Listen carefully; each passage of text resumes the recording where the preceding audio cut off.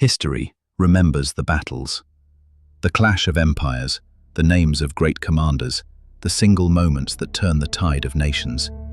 But history is a story, and stories have more than one author.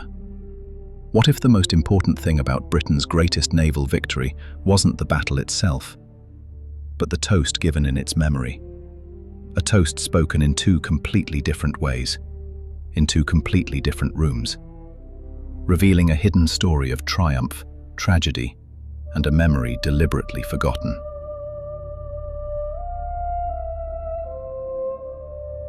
By 1805, an entire continent bowed to one man's will.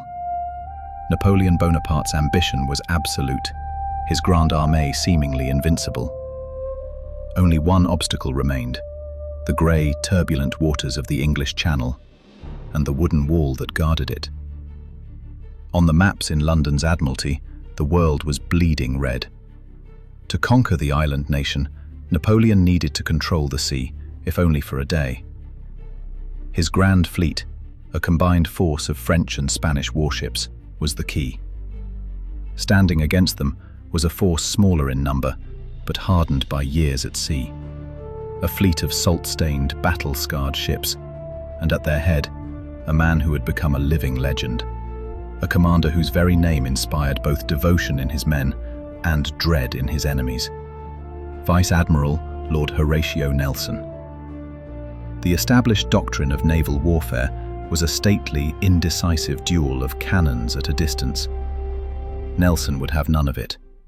He planned for a Pell-Mell Battle, a brutal, chaotic melee, where the superior training of his band of brothers would prove decisive. His strategy was an act of audacious, calculated violence.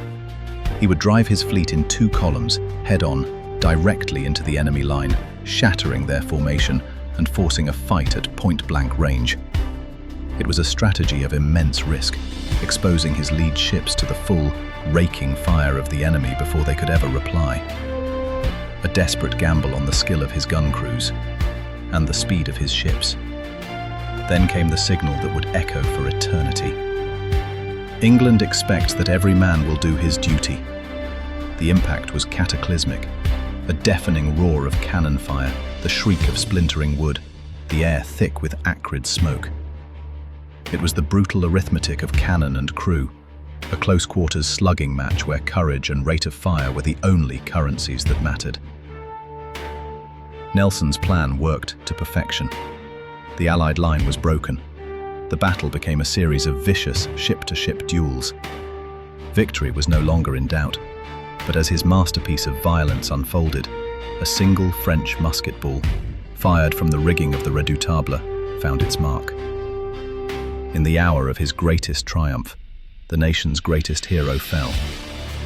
The victory was absolute, but its cost would echo for eternity. The battle's end was the beginning of its story. A story that would be told in two profoundly different ways. In the opulent, wood-paneled wardrooms of the fleet, the officers enshrined the memory of that day in a night of solemn ritual. The Trafalgar Night dinner. Here, in rooms lit by the flickering glow of candlelight, they would stand, not to cheer, not to boast, but to perform a unique toast to the immortal memory of Lord Nelson. Not a cheer, not a whisper, absolute, profound silence. A sacred rite that elevates a flawed, brilliant hero into a flawless, national myth. The official story, carved in stone, but that was only the officer's story. Below decks, in the cramped, loud, and living heart of the fleet, the men who had worked the guns and tasted the salt and blood crafted their own tradition. They celebrated not a myth, but a victory.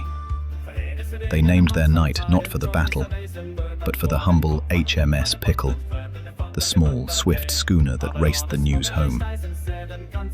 Pickle Night was a toast in laughter and in song, a celebration of the common sailor, of camaraderie, and of the simple, glorious fact of having lived to tell the tale. It was the unofficial story, the forgotten story. For a century, Trafalgar Day was a great festival of empire. but the industrial slaughter of the Great War changed Britain's relationship with glory forever. The heroic death of one admiral was eclipsed by the sacrifice of millions. A new day of remembrance, Armistice Day, captured the nation's heart. Its symbol was not a great admiral, but the unknown warrior. A memory that was democratic, collective, and tragic. The triumphalism of Trafalgar faded. Its memory retreated from the public square, back into the heart of the Royal Navy. Today, the story of that battle exists as a complex echo, a celebration of professional heritage, a symbol of a lost imperial age, a memory whose meaning we continue to negotiate. Nelson's famous signal was that England expected every man to do his duty. But the enduring legacy of Trafalgar reveals two duties that we must remember. The extraordinary duty of the hero who makes the ultimate sacrifice, and the tireless, unseen duty of the common sailor who endures the storm and brings the story home. It is a legacy not just of a battle, but of a nation forever bound to the sea, and to the immortal, bittersweet memory of the price of victory, to the immortal memory and the forgotten story.